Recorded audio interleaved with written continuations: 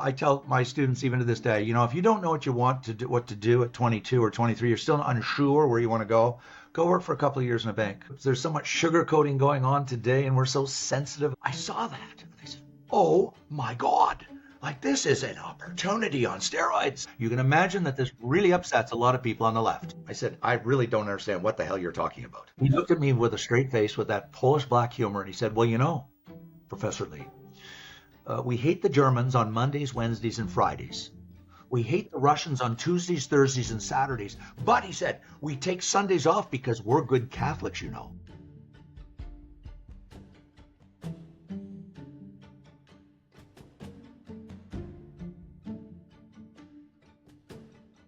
As a kid, you lived in Germany and France. Your father worked there flying jets. What were the circumstances that led to that? Well, my father was a Brit. He was born and raised. I don't mean just, a Canadian who happened to be from Britain. He was born and raised in England. And he grew up in the interwar years, which is a period of England that fascinates me. That's why I watch Masterpiece Theatre so much and PBS, because of all these BBC documentaries and dramas about that period. I just find it absolutely fascinating, the interwar years. Because England was in steep decline, as I'm sure you know. UK, I keep calling it England. So my father joined the RAF. He only joined in 1943, fortunately. If he joined at the beginning of the war, he'd probably be dead because they had the mortality rate in the Battle of Britain was something like 95%. He was too young. And so he joined as soon as he could, which was 43. And then they were so desperately short of everything, pilots, everything, resources, everything. So they said, okay, the top 10% of the graduating class, you're now an instructor, and you're going to Canada. So if you know anything about the Commonwealth Air Traffic, I can't forget the title, the Commonwealth Air Training Program. I think that's the right title. There's been books written on it.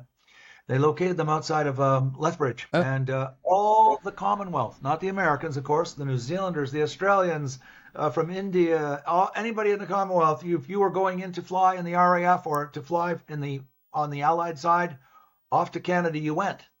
So my father was sent over there, and that's the first time he ever went outside of where he grew up in London.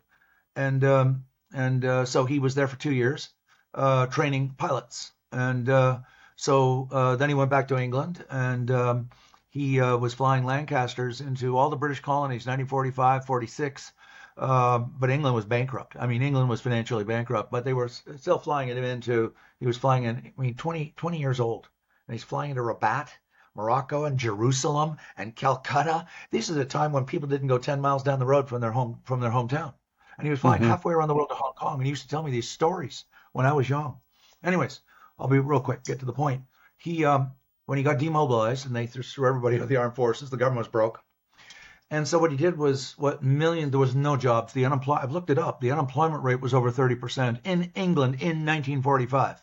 It was like the Depression, because that was the unemployment rate in Canada in the Depression years, but not after the war. So he did what millions of Brits did in 45, 46, 47, right, the last half of that decade. Millions of young men and women emigrated. And they went to Canada, they went to the United States. Huge numbers went to the United States, and many more went to England, to Australia and New Zealand. So Dad, because he was familiar with Western Canada, and he met lots of Canadians out there, and there was one particular guy, a successful businessman, who said, look, after the war is over, you come back to Canada, and I'm going to get you a real good job, because he really liked him. And it was an older man. He had a family and the whole bit. And so Dad remembered it and wrote him, and so he said, come on out. I'm out here in Regina. So Dad went to Regina, and he got the man got him a job as a manager at Robert Simpson's in Regina.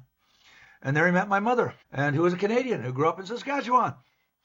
And she was a manager because women had been, as you know, in the Second World War, all the men were off at war. So women had all these jobs all of a sudden that they didn't have before because there was no man, or very few men. So they met, and Dad hated the private sector, just hated it, hated the life of being in the private sector. And so the moment the Cold War broke out, and I'm talking about the Korean War, 1950, so he was 5 years, well, he came to Canada in 46 or 47, end of 46, I think. And then they got married, They met, they got married, and then the Cold War broke out in 1950, and then the RCAF, the Royal Canadian Air Force, desperate call went out across the Canada. We need trained pilots. Desperate, sure, because they had demobilized too in 1945. So they just sent everybody home, and they just shrunk the forces, the armed forces, the Canadian Armed Forces, the military was shrunk by 90%. So Dad hated the private sector. He hated working in a department store. He hated the idea of selling and making money. He wasn't a socialist at all, I assure you, but he sure as hell wasn't a capitalist. And, he was a military guy. He loved the military. So he signed up, and they took him like, boom. He had something like 5,000 flying hours, which in the military, that's a lot of hours in the sky. Mm-hmm. I mean, only like 25 by this time, or 26, I don't know. He had 5,000, because he showed me his log. I've got the log sitting here, his handwritten log. And and we were stationed at Gimli, Manitoba, which was an Air Force base.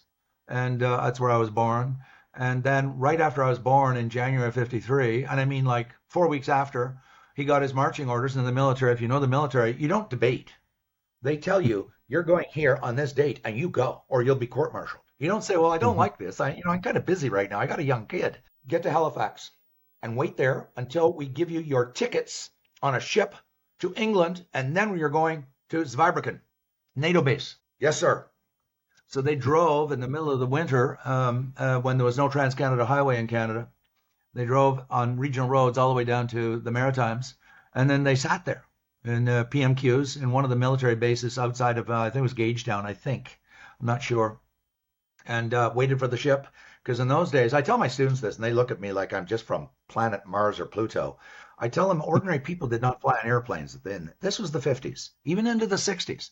The only people that flew on airplanes were presidents, prime ministers, kings, and unbelievably rich people. Ordinary people did not go on airplanes. They did not. It was super elite.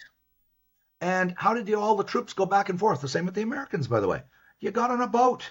I keep calling them boats because I'm being a little bit facetious. Great big honking passenger ships, Cunards, under contract to the military.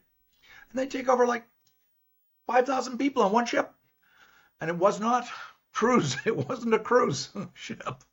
So they went over to Southampton, which is where you went, the military. They got off there, and then they waited, because I've got the records. I've got all the archive records and the photographs. They were in southern England, I think, for a month or two, waiting again for his marching orders until they said, okay, on this date, show up at Zweibrücken, which was a Canadian NATO base, because this was right after the war was over. Remember, we had bombed, and the way I like to put it very bluntly, because there's so much sugarcoating going on today, and we're so sensitive about violence, and understandably, but still, we bombed Germany into the 10th century in 1944-45. We dropped bombs night and day. The British Air Force, because their planes weren't as strong and as powerful, so they flew at night and they firebombed all the cities in northern Germany. Kurt Vonnegut in the Slaughterhouse-Five wrote about this. I'm sure you read that novel. Yes. And, the only difference between me and Kurt Vonnegut is he's saying this was a terrible war crime. And I'm saying, no, this is called the Campaign for Social Justice. You can imagine that this really upsets a lot of people on the left. I said, you're going to murder and gas Jews and gypsies and gay people. This is what we're going to do to you. We're going to send you into the 10th century. And that's what we did. We destroyed Northern Europe, Northern Germany. I've got the photographs from Dad. Time Life did some books on that. I mean, Cologne, Dresden, Berlin, we just flattened it. I mean, 300,000 people died in Hamburg from the firebombing. That was 44 or 45. And so, yes, it was horrible. But so were the gas chambers. They were even more horrible. And I have been to Auschwitz 3 times, by the way, teaching in Poland. Yeah, I read that you had an opportunity to go to Poland in 1991 and be a teacher there. That must have been an interesting experience. How did that develop? October of 1989, we were all glued to our TV sets, including me and my father, who by this time had retired because the Berlin Wall came down. And I never thought it would come down. Everyone said it was going to come down one day, but nobody thought it was going to come down anytime soon. And there were breaches, and I was following Solidarity in Poland. I was fascinated by Poland. I've always been fascinated by Poland. I don't have a Polish drop of blood in me, but my father had trained Polish pilots in in Lethbridge at the Commonwealth Training Program, and he had worked throughout his career with Polish pilots, and he had nothing but the highest respect and regard for them. And he told me all about the Enigma project, how the Polish mathematicians broke the Nazi code, which brought the war to an end sooner, the Second World War. And so I had learned all about Poland, even though I'd never been there. And we had recruited 2 professors from Warsaw, and I basically for the first 3 years I couldn't understand them because their English was so bad, and they were these Polish mathematician geeks. Like, they talked in mathematics. They had PhDs in mathematics, and they thought in mathematics. They were brilliant. They were both brilliant. I'm not putting them down. I couldn't understand them. I don't think our students did either, by the way. So I talked to them because they knew about my interest in Europe, and they knew about my views, which I picked up from my father. Absorbed a lot of them, that I was of that school. I know there's many historians that don't agree, but I do believe that Roosevelt sold out Eastern Europe. And I believe that what he did at Yalta was wrong.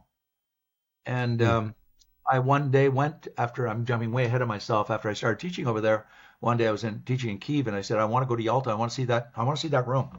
It's now a museum. It was then, in the 90s. And I went to the room where the Yalta table was, where Stalin, Churchill, and Roosevelt, only about a year, 6 months before he died, where he carved up and gave Eastern Europe, basically, Central East Europe, to Stalin. And I've long believed, partly because of my father, there were things I did learn from my father. I didn't agree with him on the Vietnam War, but I do believe, and I did agree with Ronald Reagan, that the communism was an evil empire. It was just a vicious, vile, evil, rotten system. And I want to tell you another anecdote. I'm jumping around here, but I went to Poland because I met this very old Polish academic the first time I went in 91. And he sought me out, and his English was excellent, by the way, as the educated elites in Poland often did speak English.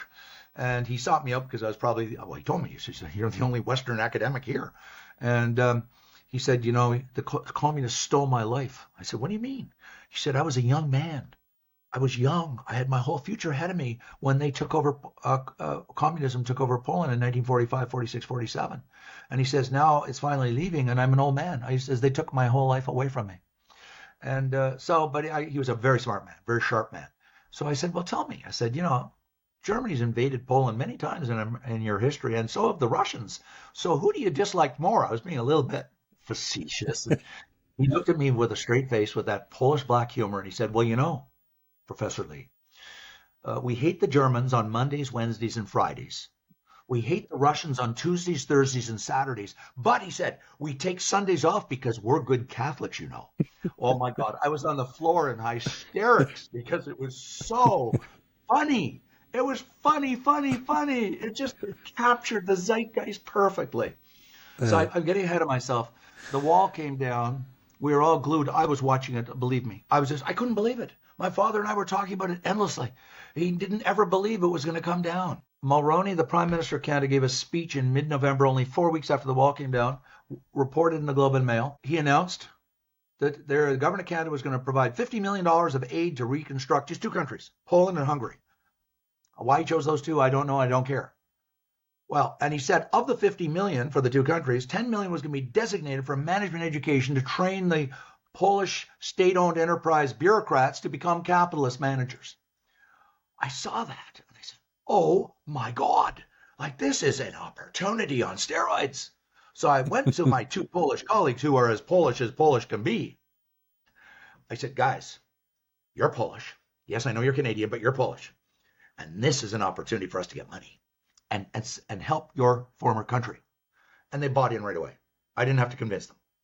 We met on New Year's Day on January the 1st. I still remember it. In the office of Nick Papadopoulos, who was a Greek Canadian marketing prof, and me and the 2 Polish professors. And we sat all day, and what are we going to do? How are we going to do this? Who's going to do this? Who's going to do that? And divvied it up to write up a proposal. And so we were extremely naive. We thought we were going to put in our proposal and get an approval within, a couple of weeks. It took us a year and 3 months.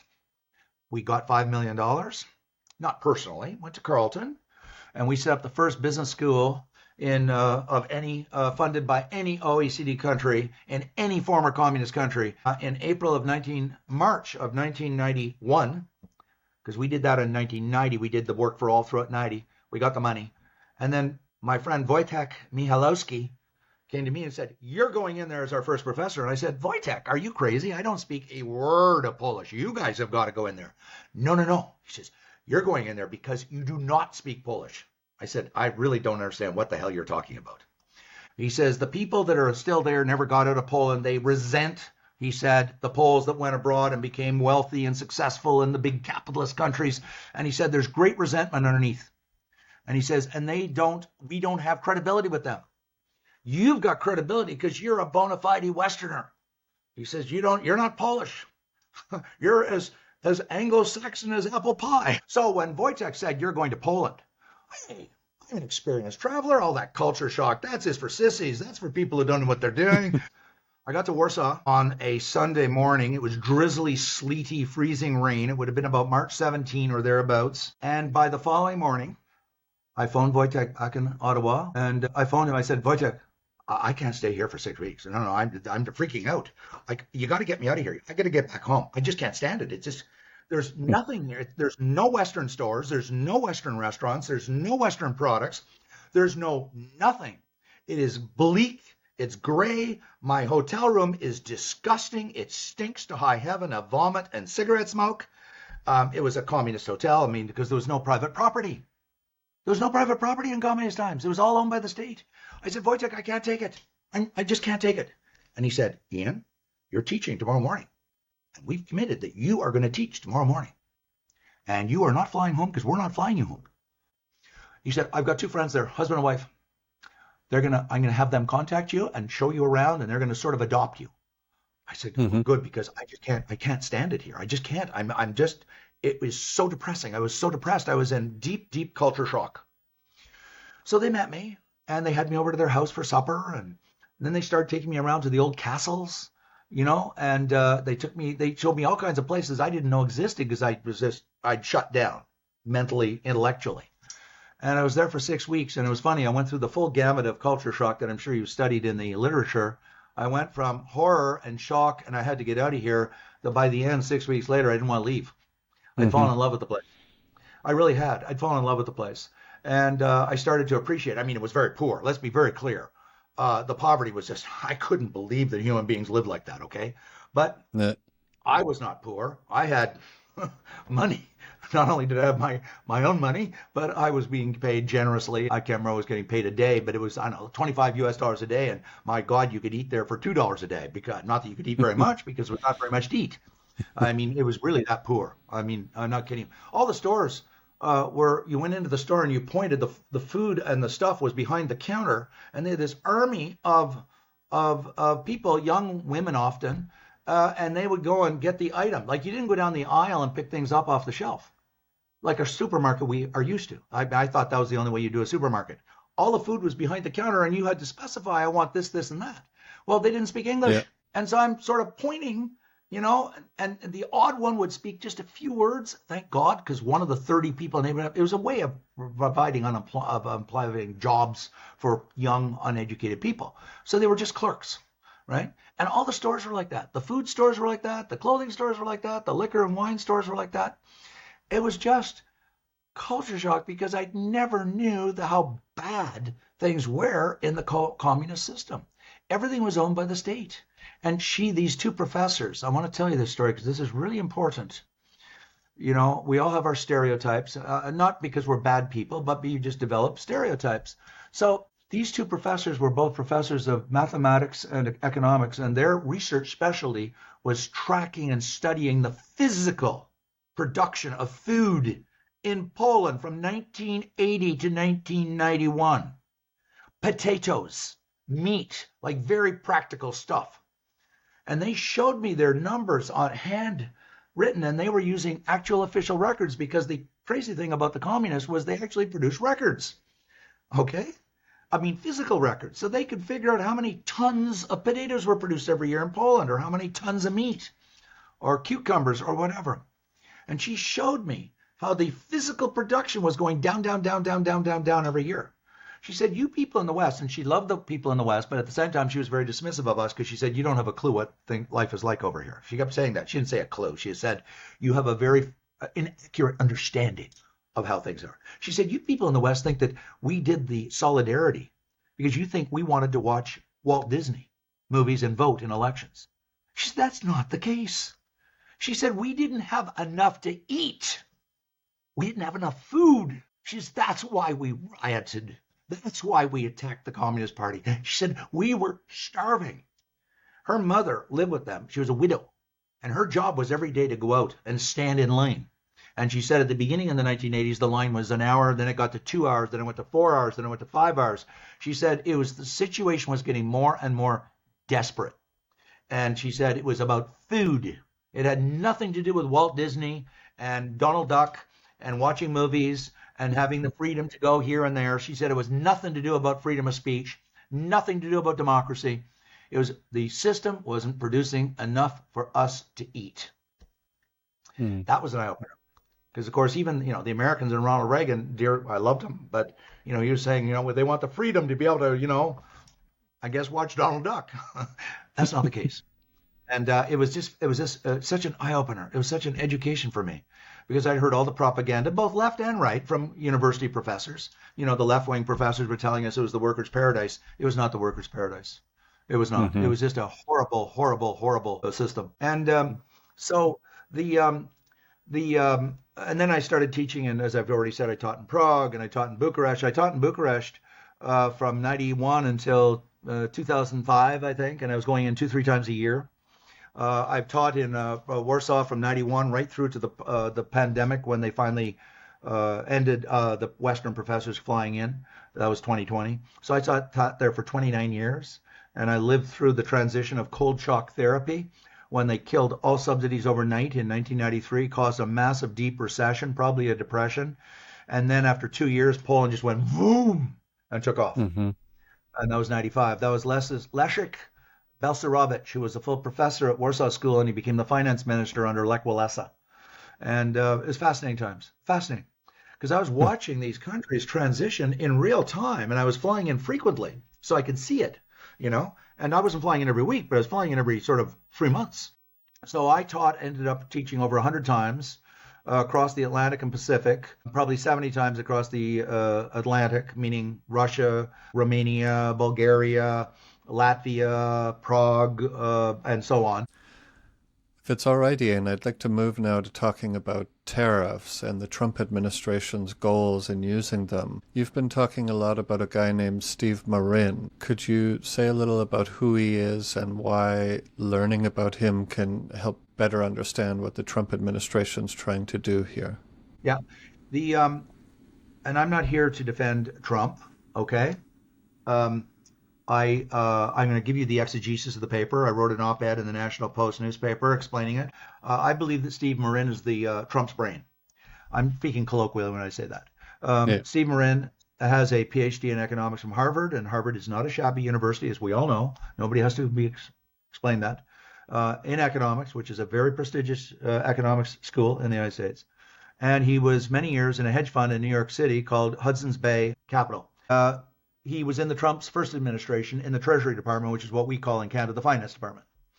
So he's operated at that level, and he's smarter than smart. I'm not saying he's right. I'm just saying he's smart. He knows what he's talking about. He published a paper, 41 pages long, very, very dense paper, called User's Guide to the Reform of the International Financial and Monetary System. And he published that 4 months ago, end of November, so 5 months ago. Yep. 2 weeks after he published the paper, he was appointed as the chair of the Council of Economic Advisors in the White House. That office was created by Richard Nixon in 1971. And the chair of the Council of Economic Advisors is essentially the chief economist of the President of the United States. And they've been very, very prestigious professors from 1971 all the way to the present. Every president has appointed, if you're a Democrat, you tend to appoint a more liberal chief economic advisor. If you're a Republican, you appoint a more conservative. But they're all from elite universities. In the document, I said in my National Post op-ed that this is a radical and audacious plan to remake the Bretton Woods system of 1945. That was established by the Americans, by Roosevelt and then Truman, because Roosevelt died in April of 1945. And so Truman followed through. And that led to the creation of the IMF and the World Bank and the GATT, which became the World Trade Organization, and the United Nations. And the system of multilateralism, that every country is equal, and we try and eliminate all tariffs and create a level playing field. And as long as you respect the rules, you have the right to go into any other economy of any other country. I mean, that's sort of a very simplistic rendering of what's governed the world for the last 80 years, but there you go. It's good enough. What Marin said, because he's Trump's, Marin-Trump, okay, Marin-Trump, what he's done in this paper is he's codified in very elegant, linear sentences and paragraphs, unlike Donald Trump, who is, as you know, completely disjointed. He just jumps all over the place, here, there, helter-skelter, and he never even finishes his thoughts. He's very hard to follow. He's not academic. He's not scholarly. Well, what Marin did was he codified and made Trumpism into a coherent economic plan or blueprint. Now, what is it? So here's what he's saying, and Trump is saying this, but Marin is saying this. The argument is that for the last 80, 90 years, the U.S. has spent trillions and trillions and trillions of dollars on international defense, which is true. So a lot of what he says in the paper is truthful. There's some other stuff where he's making assumptions that you can challenge, but there's a lot of fact in this. Yes, the U.S. was the world superpower for spending. It still is. This year, the U.S. is spending $1 trillion on national defense, and there's no other country in the world, including the Chinese, that are spending $1 trillion. None. And all the other countries of the West, the NATO, promised for the last 35 years to increase their spending to 2% as their share of defense burden sharing. And most of the countries, until very recently, never met that goal. We still haven't. We've been promising for 40 years, and we've never done it. So he said, first and foremost, all these countries were free riding on the United States and taking advantage of the United States. This is what he's saying, not me, them. Number two, that because the USD became the world's reserve currency, which if you don't know what that means, there's no law. I mean, you listen to Xi and you'd think that there's some agency. He actually talks like that, as if the UN designated it and made it happen. Don't get bamboozled by politicians, whether they're left-wing or right-wing or from the East or the West. Currency float. Maybe the Chinese doesn't, but the US dollar does, the euro does, the Japanese yen does, the Canadian dollar does. They float. Supply and demand. The president is not sitting there like in the Wizard of Oz with a little machine manipulating the price. Some people that believe that because they're ignorant. Financially, economically, ignorant. I know there's some professors who actually believe that. Okay? And they're just wrong. Okay? So the USD became the reserve currency not because the United States told everybody to do it. They did it because it was in the let me use the language of the NDP, the greedy corporate self-interest of the corporations that chose to use the USD. Why? I like to tell this to my students. So you're the CFO of a great big honking multinational and you got a lot of spare cash because you're making lots of profits. Are you really going to park them in bloody Mexican pesos? Are you nuts? How about Argentine pesos? Oh yeah, that's a good one. Oh, Iranian real. We know what a strong currency Iran is. What about Venezuelan pesos? Canadian dollars, yay! The reason that the USD is used by corporations around the world and governments, including China and Iran, by the way, and Russia, who hold huge holdings of USD and US T-bills, is because it's the safest, strongest currency in the bloody world. That's why. There's no conspiracy. In other words, it's an outcome of the success of the United States as the largest economy in the world. This is where I radically depart company with Marin and Trump. They argue, I agree with what they argue, but I don't agree with their conclusion. They say, because of this, the US dollar is overvalued. So what? Who cares? Well, lots of people do, because if your currency is overvalued, guess what happens to manufacturing companies? They become uncompetitive because their price when they sell into the foreign markets is more expensive because the currency is too strong. So they argue, by the way, it's not just Trump that makes this argument. There's lots of liberal politicians who made this argument too. And they're right, that manufacturing got hollowed out in what we now call the Rust Belt states. And by the way, those are the states that voted for Donald Trump. Do not forget that. Ohio, Illinois, Wisconsin, Pennsylvania. They got hollowed out, and those workers are pissed off big time, really angry. Now, This is where I do disagree with Donald Trump. They didn't get hollowed out because of Canada, and I'm not being a nationalist. They didn't get hollowed out because of Europe. There have been tons and tons and tons of studies that showed that China entering the WTO in 2001, and these are serious scholarly studies, by the way, by liberal, top-notch economists at top-notch elite universities, documented that in the last 25 years from 2001, the Chinese suppressed the currency to keep their goods cheap. They suppressed wages to keep their goods cheap. They suppressed interest rates to keep their goods cheap. And they poured billions of subsidies into these companies, again, to drive down the price. And the most of the hollowing out of the United States manufacturing occurred because of China. Now, yes, the US dollar being very strong also contributed. So Trump's solution, Trump-Mirren's solution is, well, let's depreciate the dollar. Well, this is the strongest currency in the world. So they said, we're going to use tariffs. There's one other part of this analysis in the paper I forgot to tell you, and it's a very important part. He argued, parallel with all these countries free riding, all the countries of the world, he said, friend and foe alike, started to cheat the United States by putting up barriers against American companies coming into their country while still demanding access to the American economy. Okay? We did it. Supply Management says American dairy cannot export to Canada. We did it with the Broadcast Act. It says telecom cannot come, Verizon cannot come to Canada. It's illegal. And we weren't the only country. There were many others that did it much worse than we did.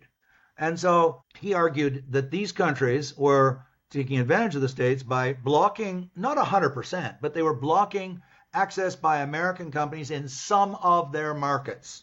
That's exactly what we did. Not all our markets, some. And so he then, at the final part of the paper, says we are going to use tariffs to force these countries to reduce or eliminate their tariffs that are blocking American companies from going into those countries' economies. And I know that and he does say in the paper, and it'll raise us a lot of money so we can do a tax cut. I have said in my media interviews, I don't think there's others who disagree with me who say that's their motive. I'm saying I don't believe that's their motive. I mean, I don't think it's their primary motive. I think their primary motive is to force. I watched the press conference just 2 days ago. And what did he talk about nonstop? The tariff rate being charged by France, the tariff rate being charged by Germany, the tariff rate being charged by Japan. He went through all of the average tariff rates being charged by these countries against American products. And that's all he talked about for an hour. Well, if that's all he talked about for an hour, we've got to accept that that's what's bothering him. Yeah. He didn't talk about all the money they're going to make to cut tax rates. And so their goal is to use tariffs to force these countries to open up and remove their protectionism, and B, to depreciate the value of the dollar. So I'm not trashing them and saying they're idiots and they don't know what they're doing. I can be analytical and say, I don't think it's going to succeed completely. I think I want to give a much more nuanced answer. Small countries are going to cave in because they have no choice. All the small countries of the world, they're going to get rid of those tariffs. I think Canada will too, by the way. China and Europe are separate case, sui generis. Why are they unique? Well, because China's $19 trillion and the European Union is $18 trillion. There's no other countries in the world to come close to the U.S. But all the other countries, the 2 trillion countries and the 1 trillion countries, Panama, Costa Rica, countries around the world, I think they're going to cave, including Canada. So he will force those countries, the smaller countries, to force open their and get rid of their protectionism. I think we will too. Okay? So part of his plan is going to work.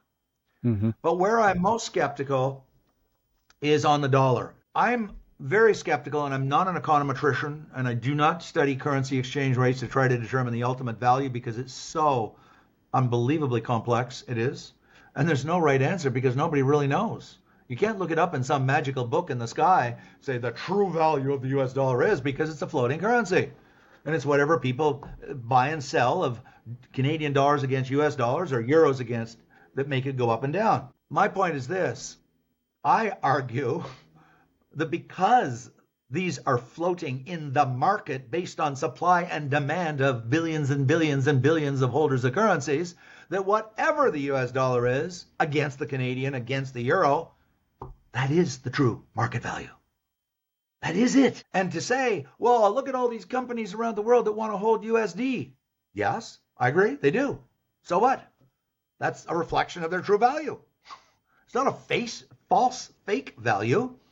That is the value because they are the strongest country in the world. They are the strongest currency in the world. That's why the dollar is so strong. So it's not a question of it being, quote, overvalued, end quote.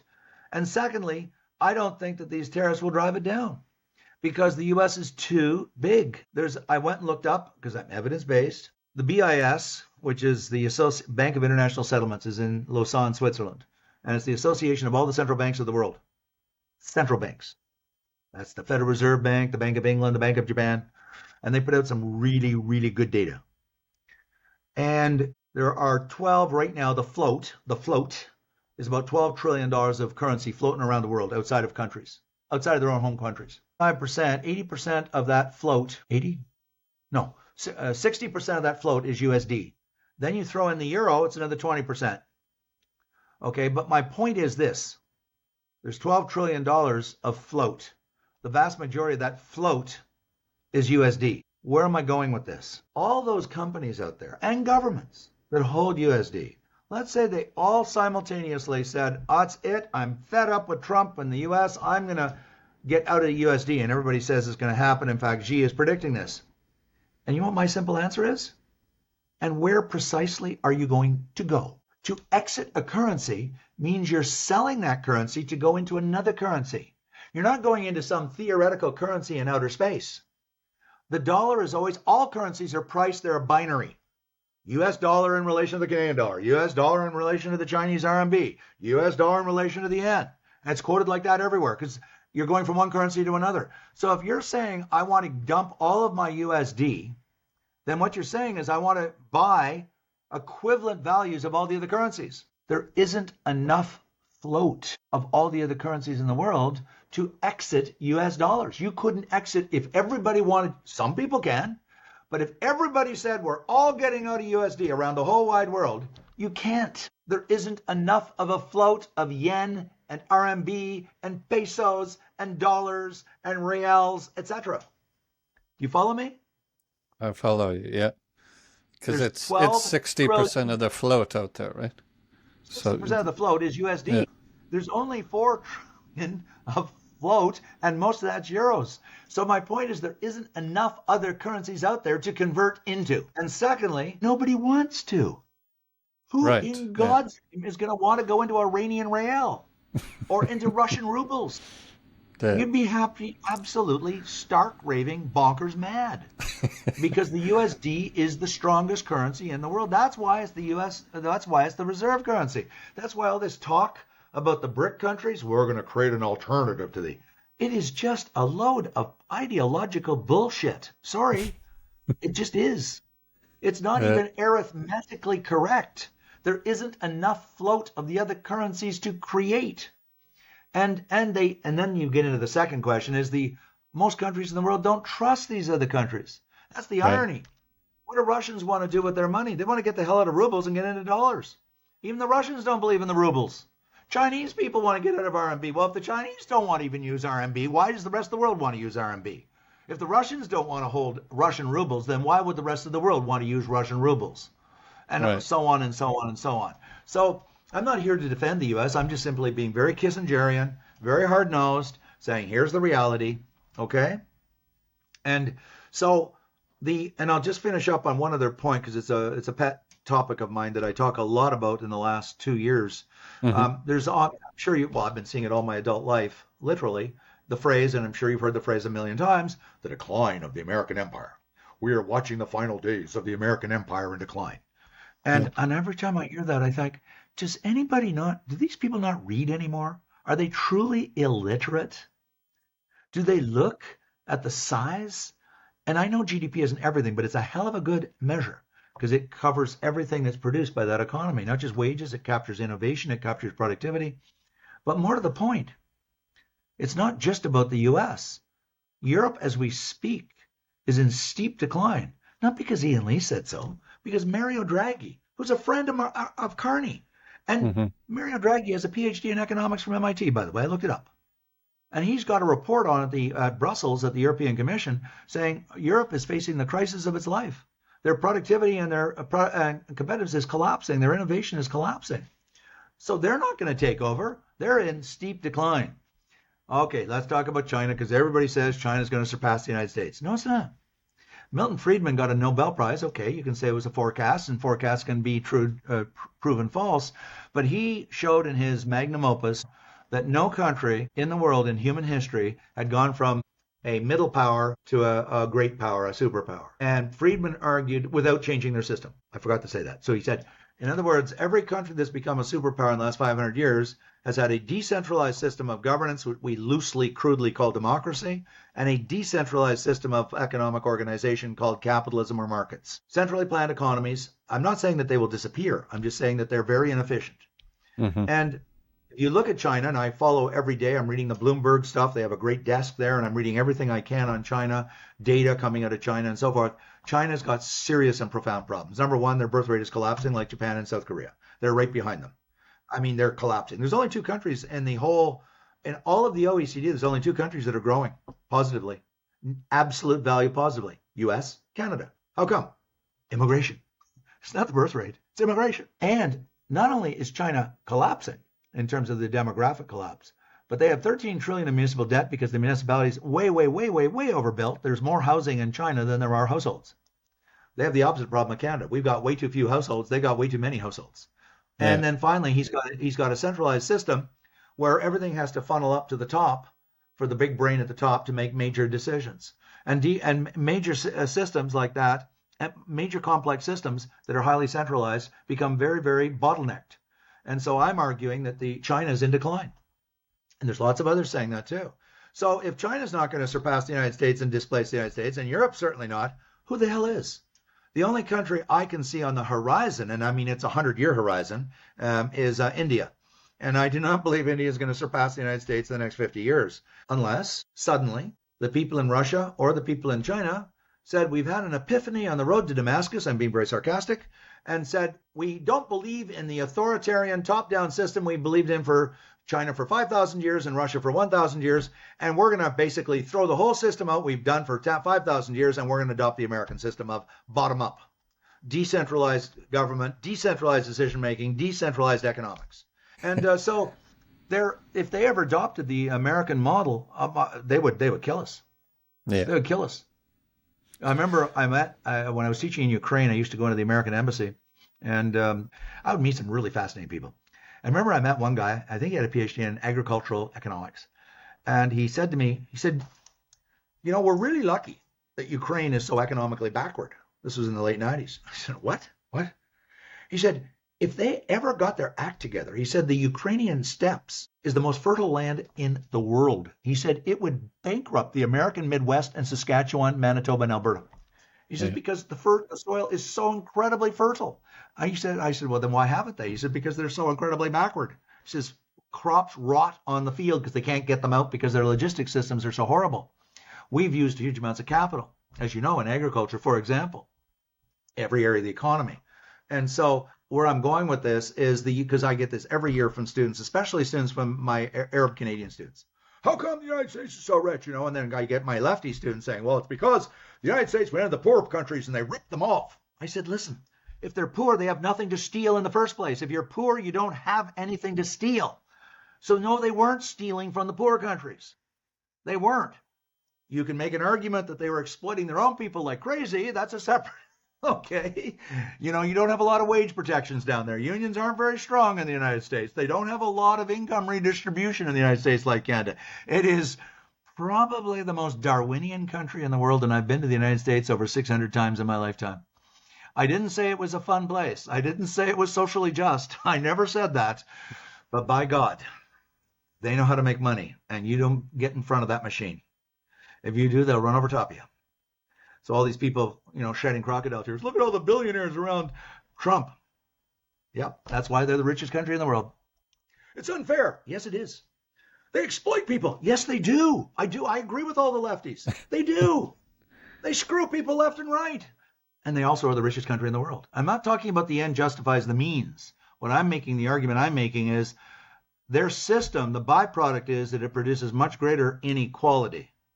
The American version of capitalism produces greater inequality than any other version of capitalism as we've seen it practiced, including Japan, including Canada, including France and Germany. But they also have a higher growth rate, they have higher productivity, they have more innovation. So what I'm saying, and this is very extremely, believe me, if professors were hearing me talk in Canada, they'd probably get shot right now. That's why the United States is what it is, because it is unequal, because it does the exploitation. That's the price that they have paid for the incredible machine of wealth creation. There's no free lunch in this world. And so we have much lower levels of wealth creation, but we have a more socially just society. I believe that. There's no question. We have less inequality and on and on and on. But we paid a price too. We have less innovation per worker. We have less R&D per worker. We have fewer startups per 100,000 of population. I can go through all the metrics. Their system is much more savage. It's much more Darwinian. It's much more brutal. It's much more ruthless. And that's the price they pay to have this machine that is the largest and most dynamic and most innovative country in the world. And there's lots of countries who say, we don't want to pay that price. Okay, that's fine. That's a choice. We can take that choice too. Okay, so that's all I'm saying. I've never bought the argument the Americans are smarter than everybody else. That's a load of BS. They're not.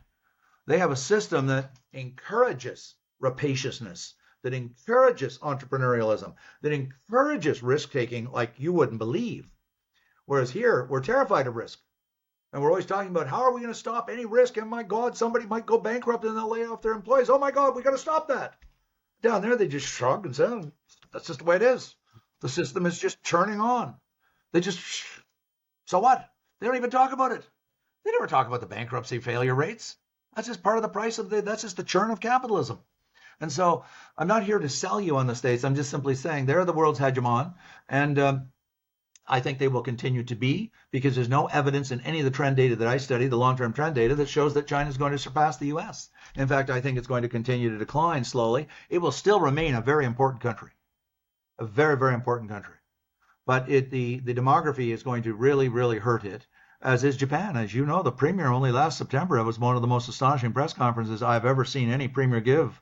That's the one where he said the very future of Japan's viability is at stake because of the collapse of the birth rate in Japan.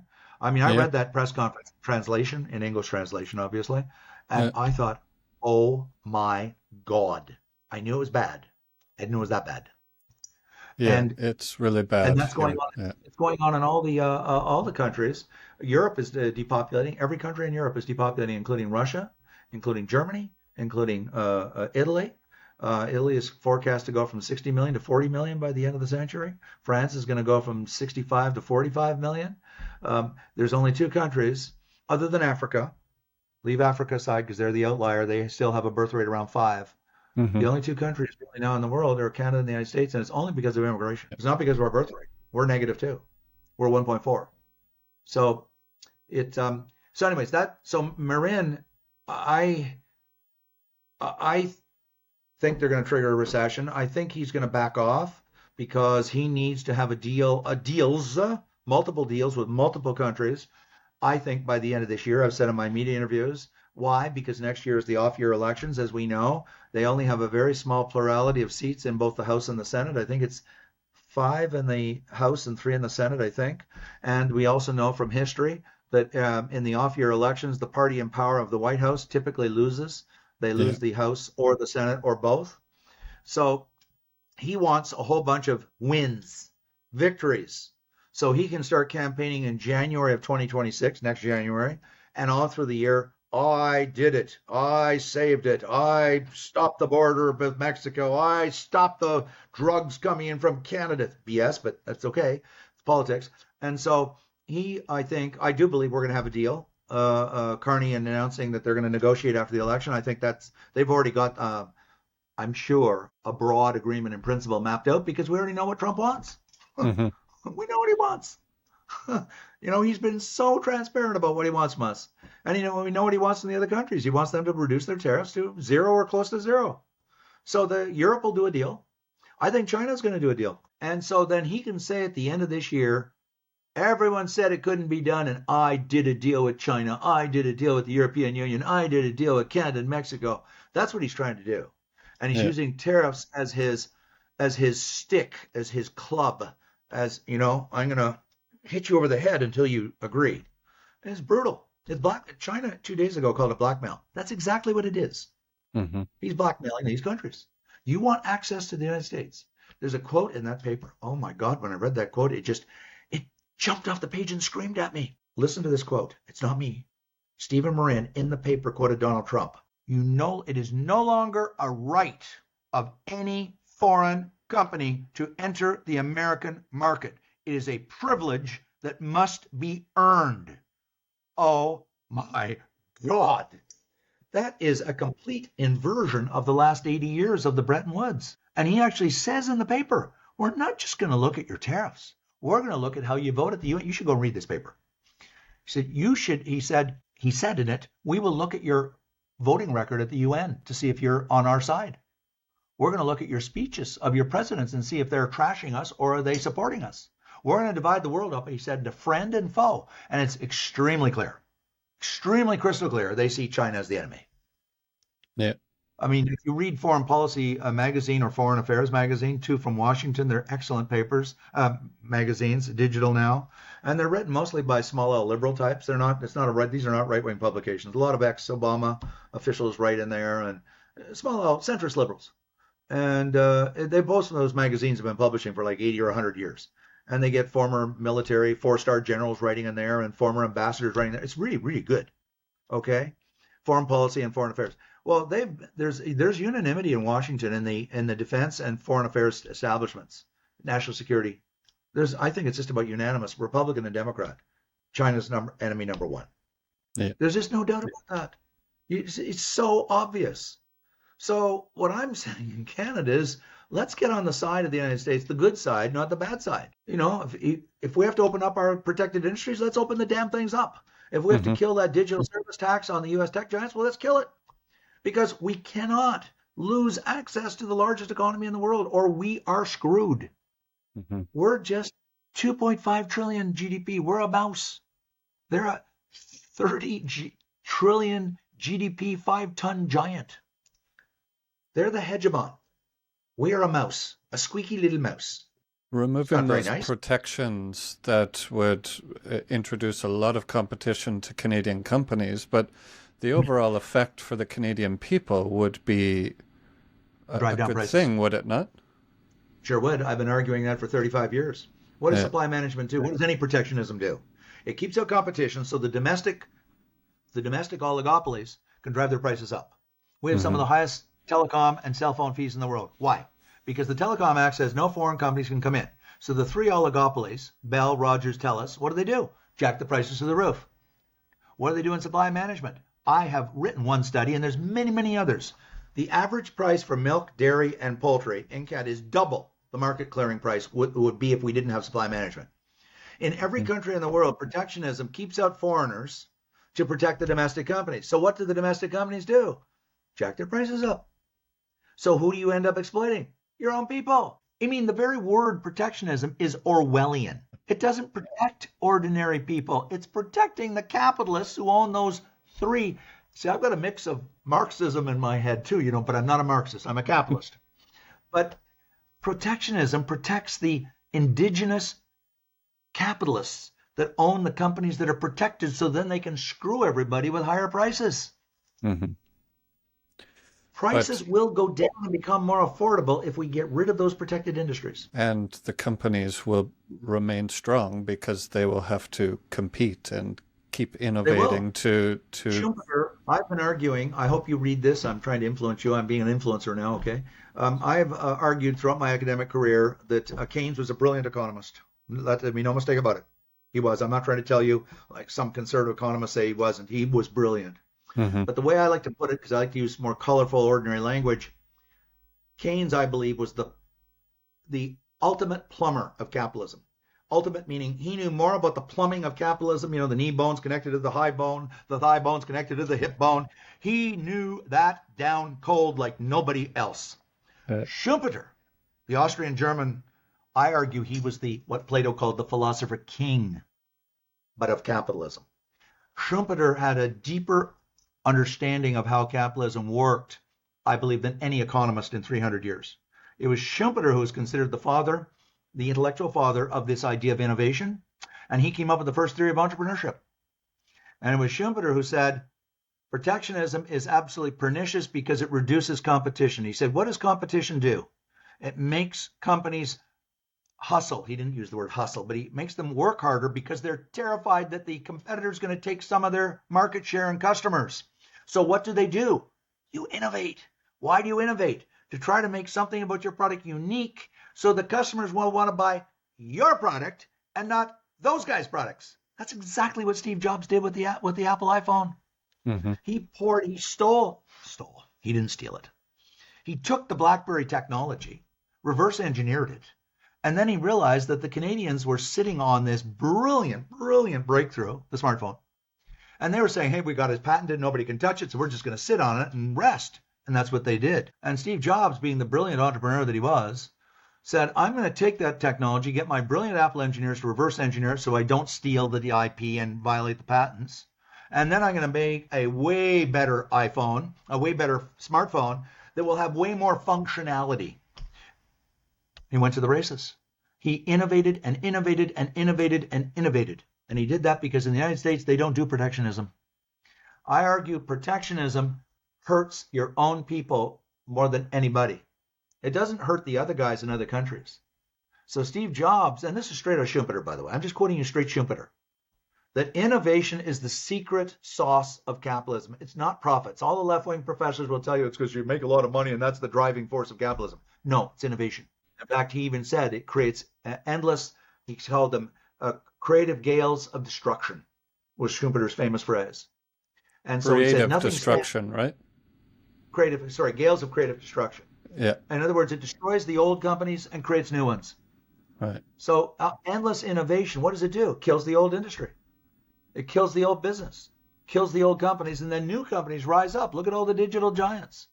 Blockbuster Video got blown up and completely went bankrupt because nobody wanted to go and get video cassettes anymore when you could now stream. Yeah. So innovation is the key and the core, and you get that. It's a byproduct of a competition. The moment you protect, you kill innovation because there's no need to innovate. You have no competitors. That's why protectionism is so pernicious and destructive. And this is what Mario Draghi is saying, by the way, about Europe, too. He's making the same criticisms about Europe. Really enjoyed the conversation and have lots more questions I could ask you, but I don't think I should take up any more of your time. So I want to thank you a lot for taking all this time to join me and share all these stories and insights. I urge you to read the paper. Just skim it. I mean, parts of it are pretty dense. I'll tell you that. It's 41 pages, but it's pretty dense.